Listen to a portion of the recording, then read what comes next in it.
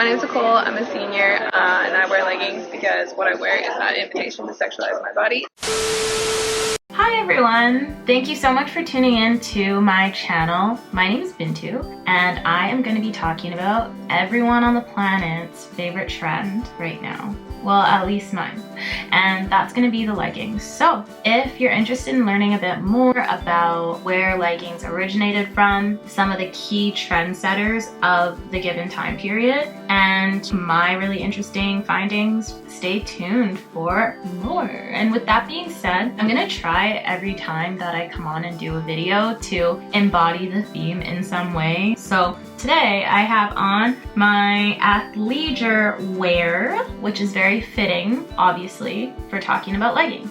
So I got my thick black headband here that I use for working out, and it's so funny because for all of my 90s babies out there, I'm sure you guys remember that in the early 2000s, these were so popular. The Lululemon ones specifically with the logo right here, everybody had them in every single color. And apparently it's a trend again. It's so cool to see trends just circling back throughout the decades, even though I'm in my 20s. Yeah, and then I'm also obviously wearing leggings. I have a two-piece matching set and my leggings right here. All right, so we're gonna begin by talking about the 14th century up until the 1950s and what was going on with leggings back then. So beginning in the 14th century, leggings actually originated in Scotland, and it was worn by men both in a casual capacity as well as in the military. And then moving past that, they were used in the military basically throughout all the way up until the early 1940s during World War II. When they were first used in the military, they were referred to as puttees, and basically they were like made from thick pieces of woolen cloth that were wrapped around the ankles and the legs, and it was used to provide soldiers with more ankle support. So progressing from the puttees, we have army style leggings. And the difference between the puttees and the army style leggings is that puttees had an adjustable belt buckle and they also had adjustable stirrups. And then moving on to the early 1940s, World War II happened. And at this time, there was a lot of military development for the purposes of the war. So what ended up being invented was combat boots. And once those became popularized, it kind of phased out army leggings because the ankle support that they were made to provide was no longer needed when soldiers were able to actually wear combat boots. So moving on to the 1950s, this is when leggings actually started to be worn by women. The first trendsetter that really paved the way was none other than the legendary Audrey Hepburn. She filmed the movie Sabrina in 1954, and this is when she debuted the capri-style, high-waisted, fairly fitting black pants, but because of how form-fitting they were, they kind of bordered on the leggings side of things. But I don't know if they're leggings as we see it now, but for that time, women were wearing a lot of clothing that tended to be not as form-fitting, especially when it came to pants. After Audrey Hepburn filmed Sabrina, it kind of seemed like leggings were slowly becoming trendy among suburban younger women of that time period. This picture was from 1956, and you can kind of tell that the pants both models are wearing definitely emulate that vibe that she had, where they don't look like leggings per se. The one in the pink does a little bit more to me, actually. It looks like a thicker kind of legging. The green though is definitely a velvet type of pant. The cuts are very similar to what we saw Audrey Hepburn wearing, I think, just like with the fitted waist and the fitted pants in general. This ad came out in 1958, heading a little bit later on into the 50s, but again, similar style pant with the cut a little bit tight. So this is really where the evolution of the leggings began, I think, at least in my opinion. Then in 1958, Lycra was invented, and Lycra is pretty much spandex. And the following year, the very first Lycra legging was produced by DuPont. This is kind of interesting because at first I thought DuPont produced pots and pans and things like that, but I guess not. And then another thing that's important to know about what's going on in the time period that we're in, right? So the 1950s are characterized as a time of prosperity, at least for the Western world. Coming out of the war, a lot of people had disposable income that they didn't have during the Great Depression and during the war. I would also say that a lot of women at this time became a bit more into fashion. If you have more disposable income, you have more money to buy clothes that you might not necessarily need. Because of that, pop cultural icons played a massive role in pushing trends like the leggings. Celebrity fitness classes became really popular. Again, I think this partly has to do with the fact that people had more disposable income. In the 50s, people were moving to the suburbs. People were taking pride in their appearance like they didn't before. If you have more money, you can spend it on the way you look. Alright, so now moving on to the 60s. What was going on in this decade, you ask?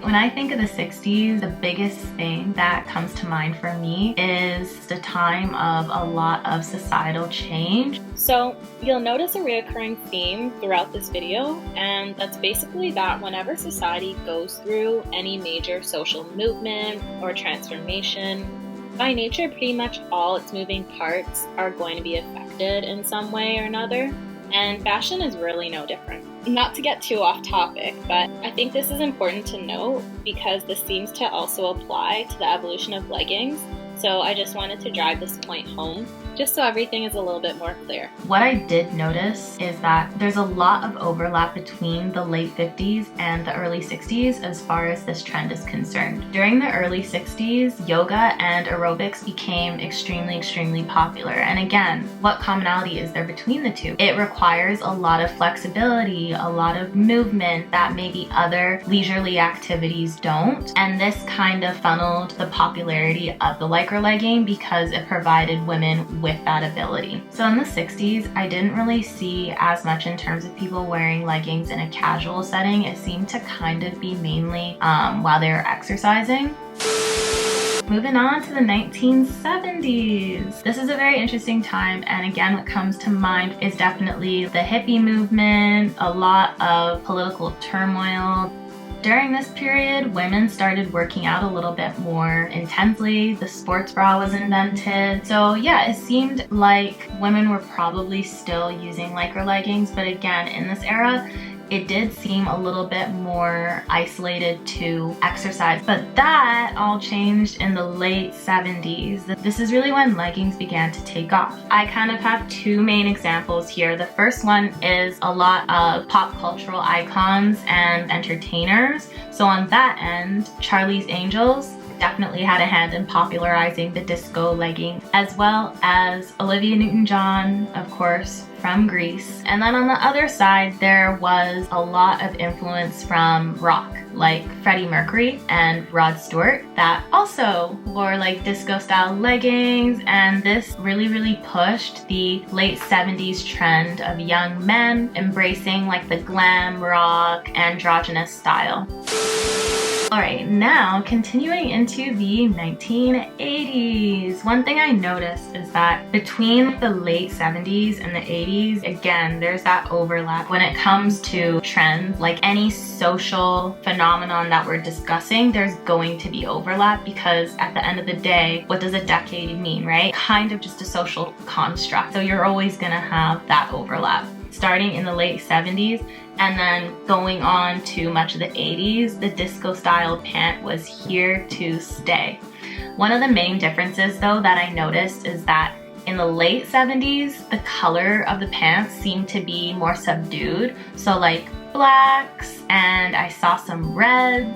But in the 80s, we start seeing a lot of neon, bright colors. The 80s is kind of broken up into two main pieces. The first one is the influence that the fitness culture had in pushing leggings as a trend. One of the main icons of fitness at this time is none other than Jane Fonda. From the early 80s, she was definitely a main influence with her signature look, where she had like the leggings and the leotard on top with leg warmers. The important part about fitness having a role in this as well is that in the 80s, women actually began to work out for the first time to bulk up, get toned, get their muscle mass going, and they did that in public.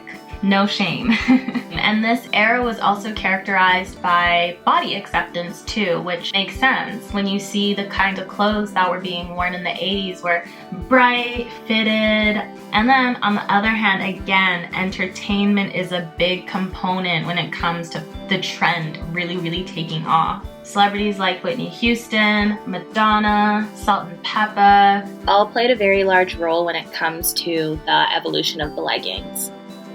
The other important part about the 80s that I want to mention is the transmission of information also changed in a pretty significant way, especially when it comes to music. Because in 1982, CDs actually became a thing. Boomboxes and Walkmans became extremely popular at that time too. Again, in my opinion, I think that contributed to the 80s really being the start to when trends are taking off fast. Okay, so it seemed like the neon bright legging held on strong from like the late 70s all the way into like the early 90s.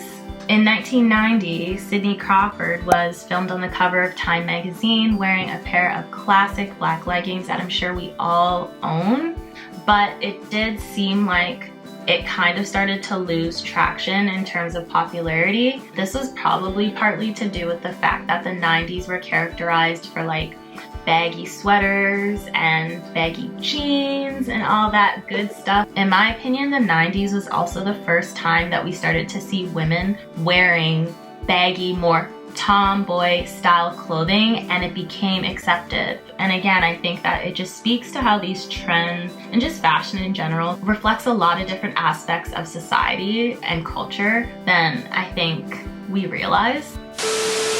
So yeah, leggings pretty much died as a trend from the early mid 1990s all the way up until the early 2000s. I would say around circa 2004 is when we start to see leggings make a comeback.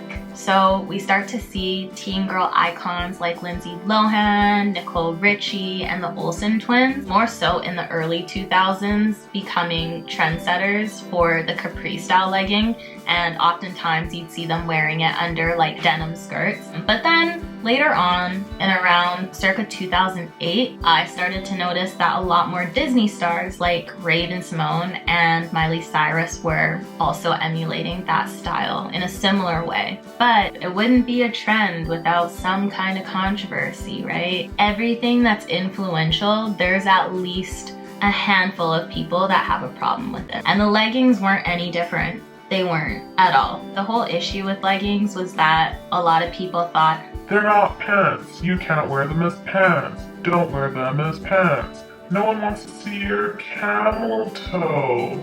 That was pretty much the argument. Like it matters what another person has on their body. It's not your problem. No one's forcing you to look. Just don't look. Go about your day, ma'am, sir. But anyways, this was the mid-2000s, so I feel like it was a different time. One crazy article I came across that I'm going to share with you guys is titled, "What Have We Done to Deserve This?" Author Hadley Freeman in 2006. My real objection, though, is that, like hipster jeans, leggings purport to be oh so cool and edgy. But now that the skirts and dresses are coming off, they are shown for what they really are. A garment for young women who feel that the best look they can go for is a gynecological one. Ladies, please, you have more to offer the world than a skull-speckled groin. Wait a minute! Who are you? There you have it. 2006. 2006, 2006, 2006. That's all I have to say, but moving on. So now we're in the 2010s, right? So by the early 2010s, leggings were, I would say, a full-blown trend. Like, people were obviously still wearing them for working out, but people were also wearing them as pants. It was everywhere, everywhere. And it was interesting because at this point, leggings also kind of started to become a little bit more glamorous. Like, we'd see celebrities wearing them to award shows and also wearing them while they're performing, which is sort of similar to what we saw in the late 70s going on to the early 80s when rock stars were also wearing them on stage and glamming them up too. Some of the main style icons that I pulled from this period were Beyonce, Lady Gaga, and Nicki Minaj, of course. And it's also interesting to note that I think part of the push during this period was that hip-hop had a huge influence on really merging streetwear and high fashion and making streetwear very mainstream. Early 2010s, Beyonce, Nicki, Lady Gaga. But then in the mid to late 2010s, around circa 2016, it starts to become really, really popular in terms of the weight that influencers had, like Gigi Hadid and Kendall Jenner. They were photographed a lot wearing the classic black high-waisted Lululemon leggings with crop tops and crop jackets. And it's interesting to note that around this time, yoga also took off. 2016 study from Yoga Journal found that more than 36 million people in the US practice yoga, up from 16 million 8 years ago. So that means the number of people doing yoga literally doubled in an 8-year period. So that could also be partly why people started to purchase a lot of leggings. The good part about leggings, especially plain black leggings, is you can wear them if you're running to the grocery store, if you're doing yoga, if you're sitting around petting your cat. Alright, so now we're in the 2020s. Obviously, this trend is not going anywhere, and I don't think anyone would disagree with that, considering the state of the world currently. So now that we're entering a new normal, obviously more and more people are working from home. More people are spending so much time indoors. And on top of that, interestingly, during the lockdown portion of it, people that don't work out that much, they tend to actually work out quite a bit more. And people that already work out a lot tend to remain there, which of course means all in all, more people are working out, period, right? And a lot of people, like myself, are doing at-home workouts. That has definitely fueled the athleisure trend, which I think we see literally on my Instagram. I see leggings non-stop, and it's great. I love leggings. All right, but then as far as other trends as well, the most trendy leggings in 2021, obviously high-waisted leggings like the black Lululemon leggings that I showed before, split hem leggings, flared leggings, and faux leather leggings. Some other leggings that I thought were kind of interesting that I might be behind on, pedal pushers, aka capri style leggings. Personally not my favorite, but hey, okay. Brands like Miu Miu have been coming out with a lot of styles like these lace ones. Yeah, and then the other ones that I thought were kind of interesting are stirrups. But I saw a few pictures of stirrups being worn by women in the 1960s, but when I did more digging, apparently they were actually very, very popular in the 1980s. So that's another trend that's cycling back as well, going into the 2020s. And I'm pretty much done my analysis on leggings at this point, but I feel like it wouldn't be complete if I didn't talk about the 2 viral TikTok leggings. Yes, we're doing it. So the first ones are the RE crossover leggings, and these ones blew up in November of 2020 after a girl named Hannah Schlenker posted a video of her dancing to Justin Bieber's Drummer Boy, and it wasn't her dance moves. Definitely wasn't her dance moves that got that video trending. It was her leggings, and I'm not gonna lie, her leggings are sick. I don't think I've seen leggings with cuts like that. When the trend did take off, a lot of people were recreating their own videos, and people of different body types were also doing their own remake, which I think is super cool. The next one is the Amazon CSUM leggings, butt lift leggings, butt crunch, scrunch, butt crack. And for this one, I'm not 100% sure who started the trend. And I say that because apparently Lauren Wolf made a video on TikTok and that went viral, and this was in November of 2020. But the previous month, Kylie Jenner also endorsed Ovahia anti-cellulite leggings, and that was the month before Lauren Wolf's TikTok came out. So I don't know if it was already kind of gonna take off as a trend, regardless of whether or not it started or became a trend on TikTok just through Kylie Jenner, who we all know is pretty influential when it comes to trend setting in general these days. What I will say is that the timing of these trends makes a lot of sense because one, TikTok as a platform absolutely blew up in 2020, as I'm sure we all know. And I don't use TikTok personally, but I've seen the platform and everything. And what I do think is that it seems to be very much built on creating trends in a quick and like dirty way.